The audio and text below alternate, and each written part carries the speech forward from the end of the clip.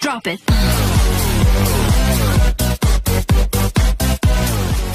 Good afternoon, students. Students, today's topic is advanced class of complex sentences.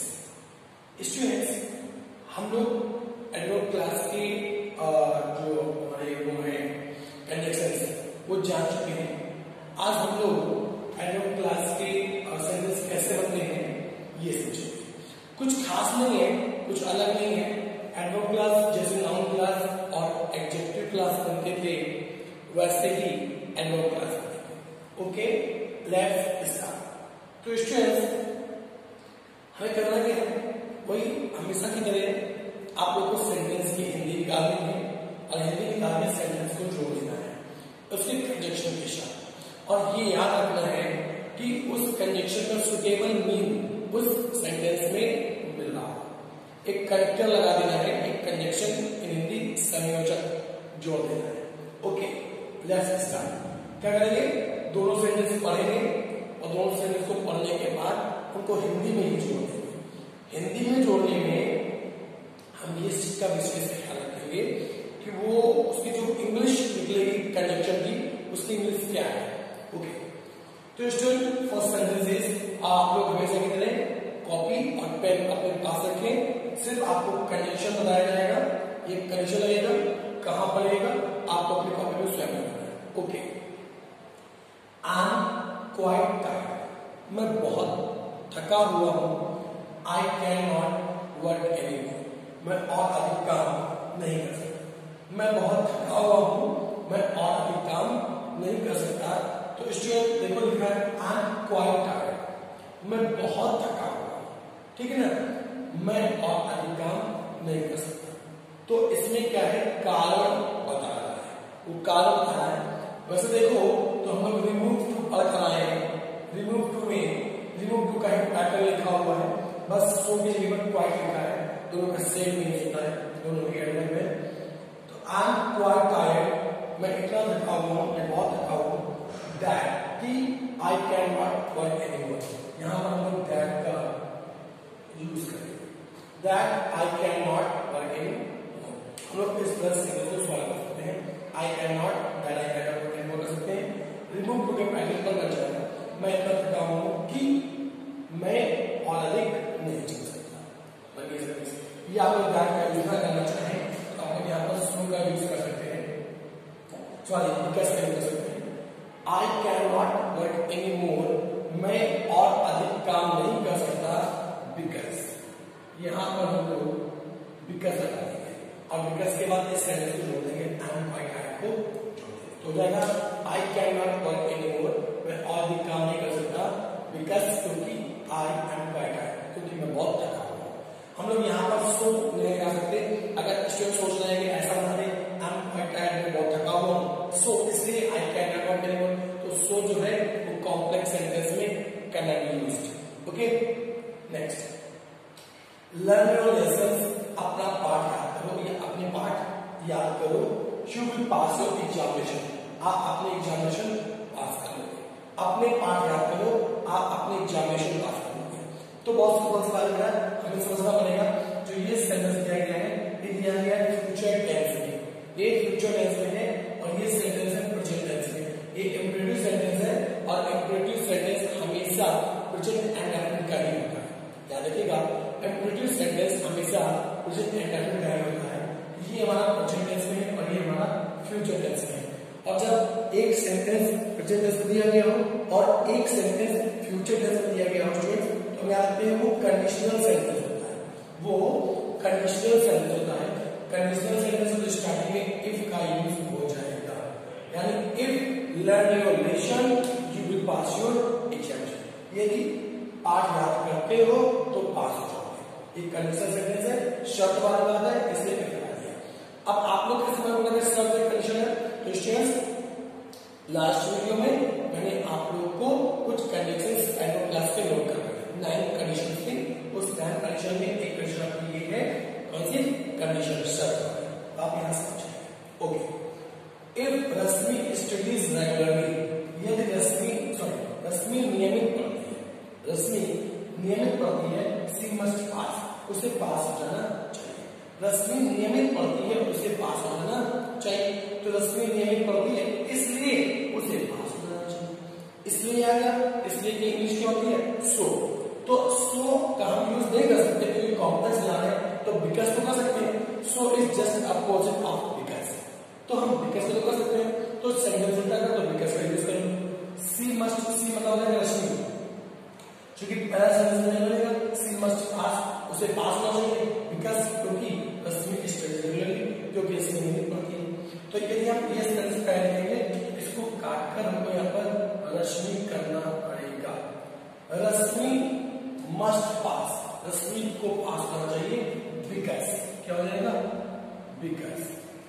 अब because इसको काटकर शी हो जाएगा, because she studies regularly. I repeat, Rashmi must pass, Rashmi को पास हो जाना चाहिए बिकॉज क्योंकि सी स्टडीज रेगुलरली। सी की जगह रश्मि यूज करेंगे, रश्मि की जगह सी यूज करेंगे। ऐसा क्यों? क्योंकि पहले हमें नाम लिखना होता है, उसके बाद उसका परिणाम। तो बन गया। Next, he went to a confectionery, वह एक confectionery है। confectionery शॉप होती है जहाँ पर बिस्किट नमकीन वगैरह केक वेक्स मिलते हैं। तो he went to a confectionery, वह confectionery गया। he wanted to buy some biscuits, वह कुछ बिस्किट्स खरीदना चाहता था। तो वह confectionery गया because ये because आप इस चीज को साल से विकस बन रहे हैं बेटा, सारे विकस नहीं बनेंगे लेकिन काफी हद तक विकस बन सकते हैं। विकस करना है बिकॉज जगह और भी कंडीशन है आप यूज कर सकते हो, जहां पे आपको जो लास्ट वीडियो में कंडीशन लिखवाए गए हैं उन कंडीशंस में जाना। सर कंडीशन सॉरी वो क्या होते हैं उसको, जो कंडीशन हमारा यहाँ पर दिया गया है कन्फेक्शन दिया और हो गया, इसमें क्या है रीजन कारण आ जाना मिल जाएगा। ओके, तो आपका कंडीशन आप जोड़ सकते हो। He came to me, वह मेरे पास आया। I was writing an essay, मैं एक पत्र लिख रहा था। वह मेरे पास आया, मैं एक पत्र लिख रहा था। तो वह मेरे पास आया जब मैं एक पत्र, यहाँ पे क्या जाएगा फुल स्टॉप हो जाएगा। वह मेरे पास आया जब मैं एक पत्र लिख रहा था। बहुत सिंपल सेंटेंस है कि वह मेरे पास आया, मैं एक पत्र लिख रहा था। तो वह मेरे पास आया जब मैं एक पत्र लिख रहा था। सेंटेंस हो गया। नेक्स्ट आते हैं he worked hard, उसने कठिन परिश्रम किया। उसने कठिन परिश्रम किया।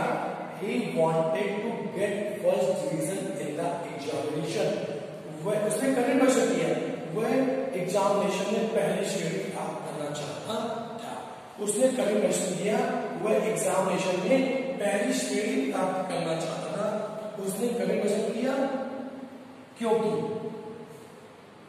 फिर बिकॉज आ गया फिर से बिकॉज आ गया बिकॉज क्योंकि he wanted to get first division in the examination, क्योंकि एग्जामिनेशन में पहली श्रेणी प्राप्त करना चाहता है।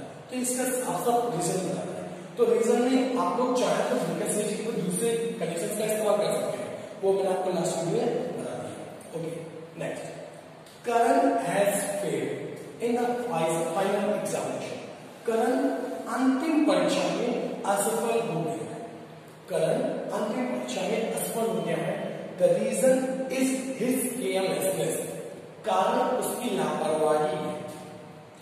तो कह रहे हैं करण अंतिम परीक्षा में फेल हो गया है और कारण उसकी लापरवाही है। तो ये स्ट्रक्चर थोड़ा सा क्रिएटिव है और ध्यान देंगे आपको कैसे लिखेंगे कि Karan has failed in the examination, Karan examination में फेल हो गया बिकॉज, यहां पर हम लोग बिकॉज का यूज करेंगे और बिकॉज ही इज केयरलेस, क्योंकि हमको बिकॉज लगाना है तो सेंटेंस का भाव ऐसा होना चाहिए ताकि उसका जो मीनिंग है वो क्लियर हो सके। तो क्या जाएगा, Karan has failed in the examination या final examination, Karan final examination में असफल हो गया, फेल हो गया बिकॉज, क्योंकि ही इज केयरलेस, क्योंकि वह लापरवाह है। अब मैंने कहा रीजन इज केयरलेसनेस, कारण उसकी लापरवाही है। तो क्या लिखेंगे, बिकॉज क्योंकि कारण उसकी लापरवाही नहीं बन सकता, उसका मीन क्लियर नहीं हो रहा है। So we have to write Karan has failed in the final examination because he is careless, क्योंकि वो लापरवाह है। नेक्स्ट सेंटेंस है ही वांट टू स्टडी, वह पढ़ना चाहता है। वी वांट टू स्टडी, हम पढ़ना चाहते inspired to get a good job, हम एक अच्छी जॉब से प्रेरित हैं। तो क्या है, हम पढ़ना चाहते हैं और हम अच्छी जॉब से प्रेरित हैं, यानी अच्छी जॉब पाना चाहते हैं। तो ये भी वैसे बना है कि हम पढ़ना चाहते हैं, हम अच्छी जॉब से प्रेरित हैं।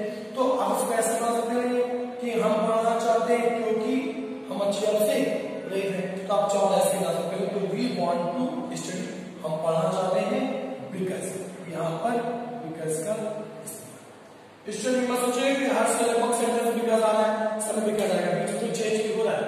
तो यार देखिए इफ आया था वैन आया था, ऐसे कुछ और चेंज होते हैं, तो प्लीज बी केयरफुल। तो ये फिर देते हैं, तो देखा वी वांट टू स्टडी, हम पढ़ना चाहते हैं बिकॉज, क्योंकि we aspire to get a good job. Okay, next, he was ill, वह बीमार था, ही वाज इल, वह बीमार था, he could not attend the function, वह फंक्शन अटेंड नहीं कर सकता था। वह बीमार था, वह फंक्शन अटेंड नहीं कर सकता था। तो कैसे हो जाएगा कि अब सिंपल सेंस नहीं कर, वह बीमार था, वह फंक्शन अटेंड नहीं कर सकता था, तो इसको हम रीजन बना सकते हैं।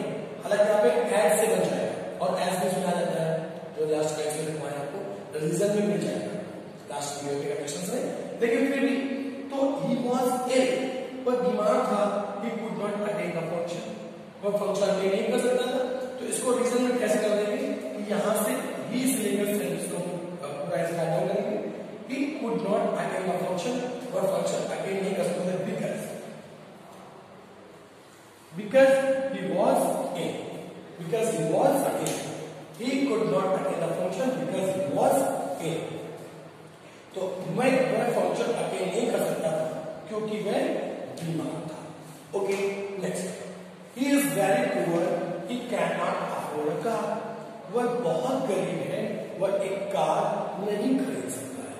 वह बहुत गरीब है, वह एक कार नहीं खरीद सकता है। तो student, this sentence is given as a living to pattern. Okay, same दिया गया हमको first sentence, I am quite tired, I can not work any more, and the next sentence is he is poor, he cannot afford a car। तो सेम सेंटेंस दोनों ही remove to के pattern में है। यहाँ पर क्वाइट दिया, यहाँ पर वेरी दिया, कहीं सो दिया होता है, तीनों एडवर्ब्स हैं। तो स्टूडेंट्स करना क्या है, he is very poor, ये रिमूव टू के पैटर्न है, रिमूव टू के पैटर्न में क्या है, दैट का यूज कर देते हैं। क्या हो जाएगा कि he is very poor, वह बहुत गरीब है, that he cannot afford a car, वह एक कार नहीं खरीद सकता। वह बहुत गरीब है, वह एक कार नहीं खरीद सकता है। इस सेंटेंस को ऐसे ही बनाया जा सकता है, he cannot afford a car, he cannot afford a car, वह एक कार नहीं खरीद सकता because, क्योंकि he is very poor, क्योंकि बहुत गरीब है। तो आप जो चाहे दोनों से वो सेंटेंस बना सकते हैं, दोनों ही अलाउ है। ओके, नेक्स्ट, इसमें आप देख रहे होंगे कि एडवर्ब क्लास पढ़ाई जा रही है, तो फिर भी नाउन क्लास और एडजेक्टिव क्लास, इन दोनों क्लास से एडवर्ब क्लास कुछ हटकर नहीं है, लगभग वही है, बस सेंटेंस को हिंदी में जोड़ना है, इनसे कनेक्शन यूज करना है, और एडवर्ब क्लास पे।